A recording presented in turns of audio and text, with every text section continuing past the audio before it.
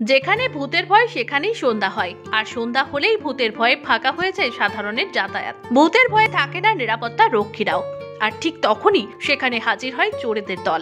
ঘটনা বাঁকুড়ার মেজিয়া ব্লকের মানা রিজার্ভ বনাঞ্চলের। বাঁকুড়ার বেজিয়া ব্লকের একটি ছোট নদী লাগোয়া এলাকা রয়েছে সংরক্ষিত মানা বনাঞ্চল। প্রায় 130 হেক্টর জুড়ে থাকা এই বনাঞ্চলকেই বলা হয় মেজিয়া শিল্পাঞ্চলের ফুসফুস। শিল্পাঞ্চলের দূষিত বাতাস শুষে নেয় এই বনাঞ্চল। বনাঞ্চল জুড়ে থাকা হাজার হাজার গাছ লতা পাতা, সেই বনাঞ্চলই এবার দুষ্কৃতী দৌড়তে পড়তে চলেছে অস্তিত্বের সংকটে। কারণ একটাই, ভূতের ভয়। স্থানীয়দের কেউ কেউ বলেন রাত হলেই নাকি অশরীরী আত্মারা ঘুরে বেড়ায় এই জঙ্গলে। বিভিন্ন রকম অপার্থিব শব্দও নাকি ভেসে বেড়ায় নিশুতি রাতে। স্থানীয় ও বন দপ্তর সূত্রে জানা গেছে, একসময় এই জঙ্গল রক্ষার জন্য 2 জন ফরেস্ট গার্ড মোতায়েন ছিলেন। এর মধ্যে একজন অবসর নেন কয়েক মাস আগেই, আর এরপরেই আরেক ফরেস্ট গার্ডের মনের মধ্যে চেপে বসে ভূতের আতঙ্ক। অবস্থা এমন হয় যে ভূতের আতঙ্কে নিরুপায় হয়ে সংরক্ষিত ওই জঙ্গল ছেড়ে তিনি ডিউটি করতে শুরু করেন মেজিয়া রেঞ্জ অফিসে। অগত্যা সংরক্ষিত সেই জঙ্গল হয়ে পড়ে অরক্ষিত, আর সেই সুযোগকে কাজে লাগিয়েই দুষ্কৃতী দৌরত্ব শুরু হয় সংরক্ষিত জঙ্গলে। রাতের অন্ধকারে বহু মূল্যবান গাছ কেটে নিয়ে যেতে থাকে দুষ্কৃতীরা। ক্রমশ ফাঁকা হতে থাকে মেজিয়া শিল্পাঞ্চলের ফুসফুস। বন দপ্তরের দাবি, তারা মাঝে মধ্যেই ওই জঙ্গলে গাছ চুরি রুখতে হানা দেয়। মাঝের মধ্যেই চোরাই কাঠ উদ্ধারও হয়, কিন্তু নানান কারণে জঙ্গল রক্ষার স্থায়ী কোনো ব্যবস্থা করা যায় না। স্থানীয়দের বক্তব্য, 21 শতকে দাঁড়িয়েও স্রেফ কুসংস্কারের বলি হয়ে আর কতদিন এভাবে ক্রমশ নিজের অস্তিত্ব হারাতে থাকবে সংগৃহীত এই বনাঞ্চল? উত্তর যদিও জানা নেই কারো। বাঁকুড়া থেকে সৈয়দ মফিজুল হুদার রিপোর্ট, চ্যানেল নিউজ বাংলা।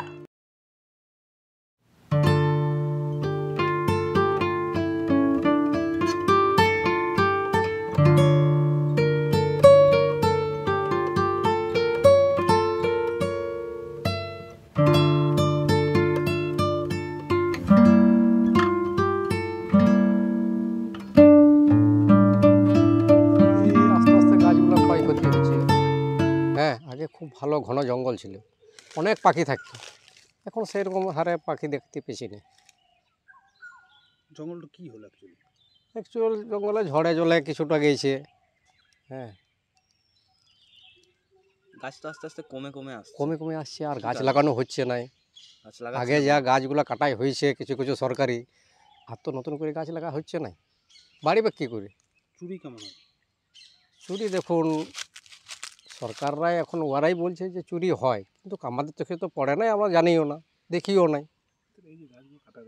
হ্যাঁ, দেখুন অনেক রকম তো চোর আছে নাকি বলুন, যারা ওইটার মর্ম যারা তারা ঠিকই চুরি করিবে। বন দপ্তরের কর্মীরা কি এখানে গার্ড থাকেন? এখন গার্ড থাকে, কিন্তু এখন নাই। দিনে একবার করে আসে। রাত্রে থাকেন না?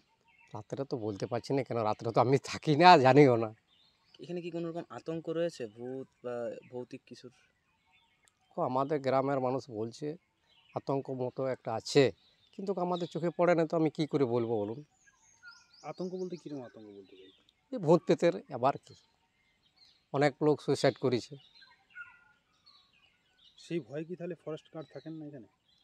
সেটা তো ওদের বুঝতে পারছি না, কেন ফরেস্ট ডিপার্টমেন্টে যদি চাকরি করে ভয় টয় তো করলে হবে না, ডিউটি তো করতে হবে। ভূতের দেখা কেউ পেয়েছে এখানে? সেটা তো দেখা পাইনি।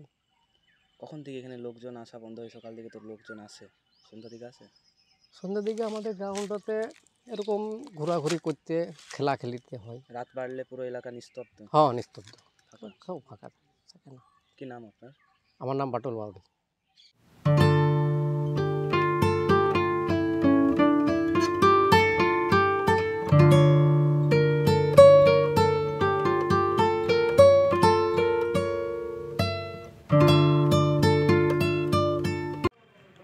হ্যাঁ, এটা অস্বীকার করার উপায় নেই যে ঘটনাটা ঘটছে, কিন্তু মূলত আমাদের কিছু কর্মচারী কমেছে, তার জন্য এই ঘটনাটা ঘটছে।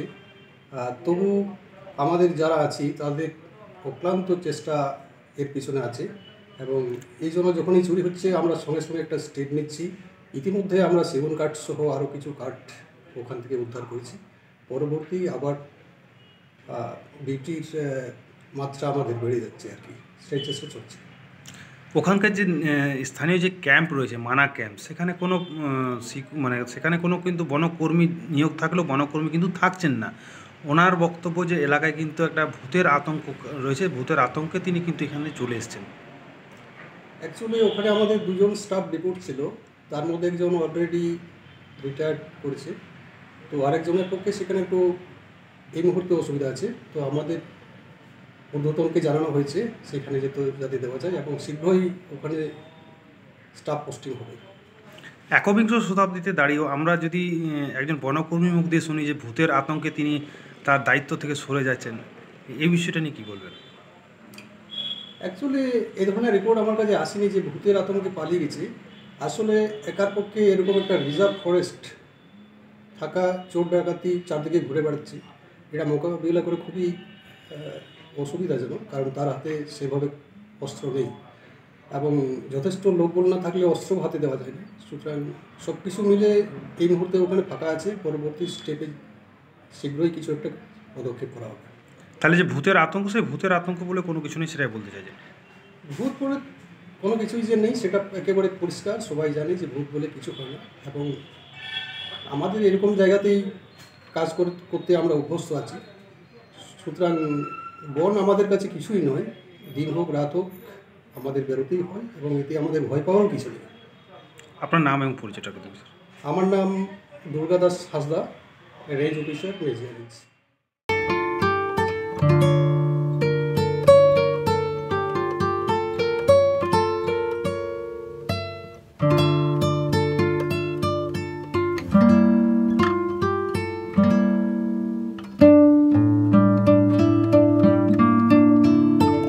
মোতায়েন থাকেন, তো তার সত্ত্বেও এখানে ডিউটি কেন, ওখানে থাকেন না? আমি থাকি না বলতে, আমার যখন একটা বান চলে এসেছিলো না, তখন থেকে আমি কিন্তু এখানে আছি। আমি চলে এসেছিলাম ভেসে ভেসে, মানে খুব আমি 3 ঘন্টার মধ্যে এসেছি এখানে, দড়ি বেঁধে বেঁধে, মানে ডাংমি যাবে এসেছি। তাও এখানে তারাপুর যে ব্রিজটা খুব হেল ছিল, তাও কিন্তু হেঁটে হেঁটে এসে পায়ে হেঁটে এসেছি, মানে খালি পায়ে। তো যাই হোক, কিন্তু আমার তখন একটা রেঞ্জার বই যে ছিল আমাদের নির্মল বাবু, ও ছিল আমাদের যে মিতনদা ছিল, ইনি যে ছিল। যাই হোক, এবারে আমি তখন থেকে এখানে আসি। ওখানে কি বর্তমানে কোনো গার্ড নেই? বর্তমানে কোনো গার্ড নেই। মানে বর্তমানে কি ওখানে কোনো গার্ড আছে? না, কাঠ নেই, তাহলে তো অবাধে কাঠ চুরি হচ্ছে সেখান থেকে, অভিযোগ হচ্ছে। আসছে। এবারে সব জিনিসটা বুঝতে পারছেন কি হচ্ছে না হচ্ছে। এবারে গার্ড চুরি করা যায় না, কোনো গার্ড নেই। না, আগে এটা হচ্ছিল না, কিন্তু আমি যখন থেকে চলে এসেছি না, মানে ধরুন আমি 30শে সেপ্টেম্বরে আমি এসেছি। আপনাকে আমি সব ফ্ল্যাশ আমি দেখাতে পারি, সব আমি আমি 30শে সেপ্টেম্বর এখানে এসেছি, মানে সকাল 7:30 8টার সময় এসেছি। তো তখন থেকে এবারে ধরুন আমি রেঞ্জার বাবু কিংবা এডিও বাবুকে সব বলেছি, কিন্তু কোনো স্টেপ নেই না। যে আমি বলেছি স্যার এখানে কোনো নাইট গার্ড দেন কি কোনো স্টাফ দেন, এবারে দেখছি করে এবারে ধরুন আমি তাও ছিলাম। এবারে ধরুন আমার বউকে দেখতে পাচ্ছেন তো এখানে, হ্যাঁ। তো আমরা দুজন একটা রিক্সের ভাবনার মধ্যে ছিলাম। তো ওখানে জায়গাটা একটু মোটামুটি ভালোই বটে, অনেকে এখানে ফুটবল মাঠে অনেক গ্রাউন্ডের মধ্যে অনেকে মানে 9টা হোক 10টা হোক থাকতো, একটা সাহস লাগতো। তো সেই হিসাবে ছিলাম, কিন্তু যখন থেকে ওই যে বানটা হয়ে গেলো চলে এসেছি তখন থেকে। কে সুসাইড করে দিয়েছিল ওখানে? সুসাইড, হ্যাঁ, একটা ওই ডাংমিজার একটা বাড়ি পড়া। ওখানে কি তার মধ্যে ভয় লাগতো না? তখন তো আমি চলে এসেছি, আমি এখানে। ওখানে কোনো ভূতের ভয় বা এরকম কিছু? ভূতের ভয় হতো না হওয়া লয়, কিন্তু শুনুন, একা থাকলে ভূতের ভয় হবে কি? একটা যদি কোনো দেখলাম যে কোনো একটা ডাল পড়লো, তাহলে এটা ভূতের ভয় হতোই। তো আমি এডিও সাহেবকে বলেছিলাম, তখন আমাদের ছিল এডিও সাহেব ছিল আমাদের জানাবাবু। তো কোনো স্টেপ নেই, ফাঁকা জায়গা তো ভূতের ভয়। আর আমি একা কী করবো বলুন? ফাঁকা জায়গা ভূতের ভয়। এবারে গাছ কাটলে আমি পারবো যেতে?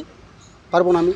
এবারে আমার যদি বলে যে এখান থেকে আমি গাছের আড়াল থেকে মারবো, এখান থেকে এটা কুড়াট মেরে দেবো কি এটা ঢিল মেরে দেবো, কিন্তু আমি কিন্তু পারি না এটা, আর পারতেও যাবো না, কেন আমি একার ক্ষমতা নাই, যেহেতু আমার ফ্যামিলি আছে, আমার ছেলে ফেলে নাই। যখন থাকতেন এখন আতঙ্কের মধ্যে থাকতেন, তাই না? আতঙ্কের মধ্যে থাকতাম, কিন্তু কোনো স্টেপ নেই, গা ছমছম করতো। কোনো এডিএফও কোনো লেই নাই, আর ডিএফও তো কোনো জীবন